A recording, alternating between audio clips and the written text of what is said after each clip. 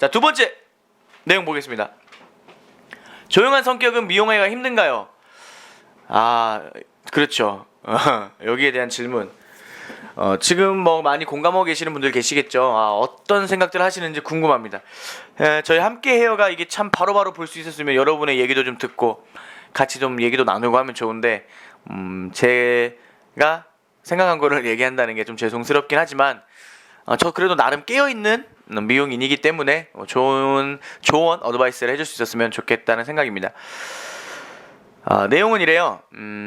조용한 성격 미용하기 힘든가요에 대한 답글들을 보면 매출이 많고 실력이 좋으신 원장님들이나 디자이너 분들 중에 차분하고 조용한 분들도 계세요.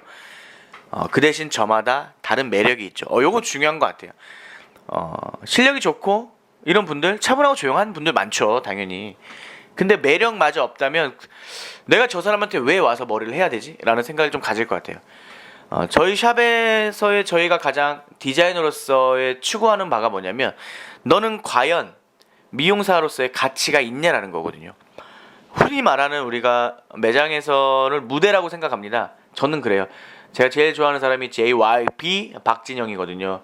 필드 위의 천재. 멋있어. 무대 위의 천재죠. 그 사람을 보면서 느끼는 게 그거예요. 오너이지만, 경영자이지만, 그들과 함께 무대에서 쓸 수 있다라는, 나이가 먹었고 경력이 있지만 더 열심히 하려고 하고 뭔가의 노하우도 있고 이런 거를 직접 말이 아닌 자기가 액션을 취해가면서 보여줄 수 있다라는 거에서 큰 높이 사는데, 저도 그런 것 같아요. 너희들이 가치가 있냐라는 거죠. 무대 위에 섰을 때 그 무대에서 너희가 얼마만큼의 퍼포먼스와 쇼맨십과 테크닉을 가지고 고객들, 흔히 말하는 우리가 팬이라고 생각한다면 그 팬을 너에게 사로잡게 할 수 있냐라는 거죠.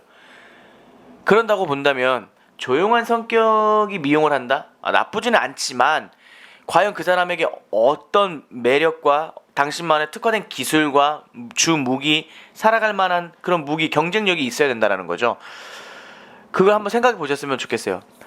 두 번째 댓글을 보면, 스타일 상담을 상냥하게, 그 다음에 마무리 세팅, 설명, 친절히, 개인적인 대화 안 하셔도 스타일이 마음에 들고 시술 받는 동안 몸과 마음이 편했다면 분명 다시 찾아온다라는 거죠. 이 글들 보면 연령대도 볼 수 있는 것 같아요. 예전의 미용은 기술이 좋아야 된다고 생각하죠. 저도 그렇게 생각합니다. 사실 제가 지금 30대 초반인데 지금의 제가 보는 미용의 관점은 다릅니다. 기술은 보편적이라고 생각합니다. 어느 정도 특출난 사람이 많은 곳이 좋아요. 있겠죠. 하지만 보편적인 스타일을 맞춰주면서 거기에 미용사가 가지고 있는 열정과 에너지를 얼마큼 고객에게 넣어줄 수 있냐라는 게, 저는 그게 요즘에 말하는 것 같아요. 예를 들면 고객이 원하는 스타일을 해주는 게 예전의 스타일이었다면 현재는 얼마큼 우리가 고객의 두상, 얼굴형, 모질, 그 다음에 메이크업, 패션, 스타일, 직업, 연령대, 굉장히 많은 것들을 스타일 상담 키워드를 도출하여서 거기에 맞게 고객을 사로잡을 수 있는 능력, 저는 그거라고 생각하거든요. 그게 이루어졌을 때 고객이 첫 번째 무한 신뢰하는 거죠. 당신이 허접되게 옷을 입고 거지같이 옷을 입고 출근을 해서 당신을 초이스를 해야 되는데, 당신이 만약에 고객이라면 그런 당신은 초이스할 수 있겠습니까? 저는 안 할 것 같은데. 미용사의 외적인 모습 중요하죠. 퍼포먼스도 중요하지만 딱 봤을 때 와, 이 사람한테 머리를 하면 진짜 머리가 잘 되겠다. 스타일이 좀 날 것 같아. 나는 외적인 신뢰감이 형성이 돼야 된다고 생각하죠. 좀 죄송한 얘기지만 개인 블렌드 살롱에서 일하시는 30대 후반에서 40대 살롱의 원장님들 보면 자기가 편한 의상 입잖아요. 아닌 분들도 많지만 그렇다고 한다면 저는 단호하게 말씀드리고 싶습니다. 당신을 꾸밀 수 있는 곳이 곧 고객도 꾸며줄 수 있다는 생각입니다. 다음 댓글 보면, 세월이 흐르다 보면 디자이너와 단골 고객은 성향이 비슷하게 구성되더라고요. 맞습니다. 요거 제가 되게 좋아하는 건데, 예를 하나 들어서 설명을 해드리면, 제가 미용을 한 7년 차 때 제 성격은 제 맘대로 하는 그런 사람이었어요. 고객의 얼굴을 보면 생각이 나고 그 생각난 머리를 하는 스타일이었는데, 한 7년 차 되니까 이제 저도 매너리즘에 빠지더라고요.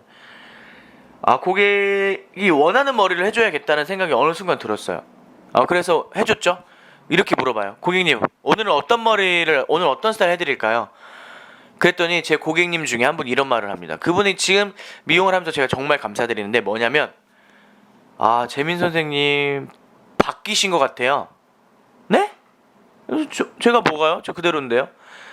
저는 예전에 재민 선생님이 저를 딱 보면 오늘은 이런 머리를 하면 너무 좋을 것 같은데 라고 흥분을 하면서 자기를 설레게 했다라는 거예요. 근데 어느 순간 와보니까 제가 변했다는 거죠. 안주했다는 거죠. 귀찮은가 봐요. 오늘은 어떤 거 해드릴까요?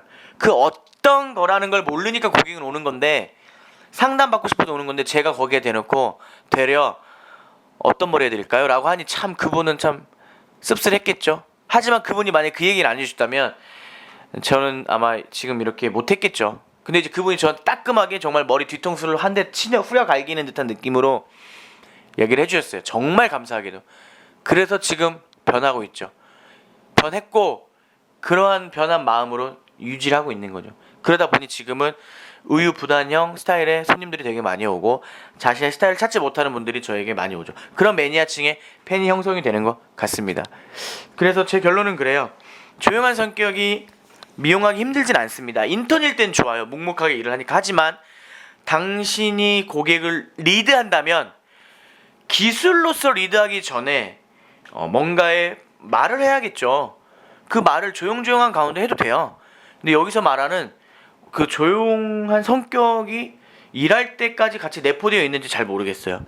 하지만 일할 때 확실하게 너무 시끄러워도 그렇지만 너무 조용해도 저는 좋을 바는 없다고 생각합니다. 미용은 기술 서비스직입니다. 미용사 여러분들이 얼만큼 열정을 가지고 고객과의 대화를 시도하냐에 따라서 고객에게 마음을 열어줄 수 있습니다. 고객이 먼저 마음을 열고 우리에게 오지 않습니다. 당신의 마음을 보여줘야 할 때입니다. 자, 재민 원장과 함께해요. 오늘 네 번째 시간 여기서 마치도록 하겠습니다. 뭐 좋은 내용을 많이 드렸다고 생각이 들어요. 뭐 차츰 변화될 거니까 함께 했으면 좋겠습니다. 마지막 곡은 저희 어머니가 좋아하시는 노래네요. 영턱스 클럽이 부릅니다. 정.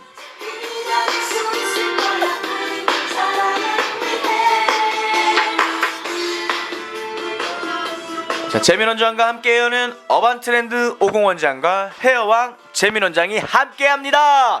안녕.